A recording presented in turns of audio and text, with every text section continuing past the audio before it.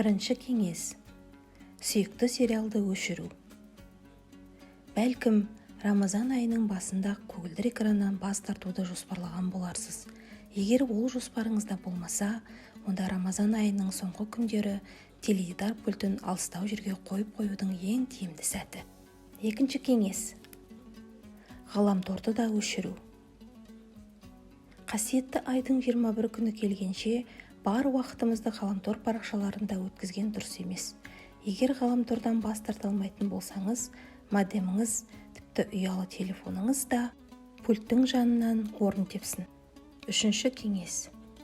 Бас қосуларды қысқарту. Рамазан айының соңғы күндері оңашаланған дұрыс. Таңнан кешке дейін мешітте отырып, құлшылық жасауға әркімнің жағдайы келе бермес. Алайда бос сөзден, жанжалдан, ауызашардан басталып, бірнеше сағатқа созылатын кездесу, бас қосулардан тыйылу керекпіз. Төртінші кеңес. Құлшылықты арттыру. Барынша құлшылық жасап, Алладан шын жүректен кешірім сұраған абзал. Бесінші кеңес.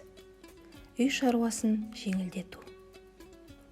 Бұрын жасалатын тазалау жұмыстарын бұл күндерге тіреп қоймаңыз. Егер уақытында жинап үлгермеген болсаңыз, айт күнінің алдында үйді тазалап, мерекелік әшекейлер іліп қойыңыз. Алтыншы кеңес. Дүкенде кезекте тұрмау. Жақындарымызға сыйлық аламын деп, ұзақ сонар дүкеннің кезегінде тұрудың қажеті жоқ. Ораза айты бұл әдемі сыйлық беруден жарыс күні емес. Жетінші кеңес. Ысырап жасаудан бас тарту. Айт күніне 2-3 күн қалғанда азық-түлік тізімін жасауды бастаймыз. Бұл әрине жақсы, дегенмен ең бастысы аспаздық шабытымыз шегінен шығып кетпесін. 8-ші кеңес. Кешірім сұрау. Рамазан бойы кешірім сұрау керек. Туған туыспен қатынасты жақсарту керек. Барлық жаннан және де Алла тағаладан кешірім сұрау керек. Өзіңіз де кешірімді болыңыз. 9-ші кеңес. Мақсаттарды жүзеге асыру.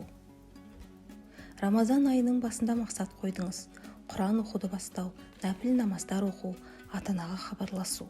Осы мақсаттарға жетуге Рамазанның соңғы күндерінде мүмкіндік бар. 10-ші кеңес. Дұға тілеу. Ең соңғы күнге дейін, сағат, тіпті минутқа дейін Алла тағаладан жүрегімізді мазалаған уайымнан жеңілдет деп, өзіне апара жолды көрсетуін, күнәмізді кешіріп, жақындарымызды жәннатпен сүйіншілеуін сұрау керек. Алла тағала келесі Рамазанға аман есен жетуімізді нәсіп етсін. Әмин.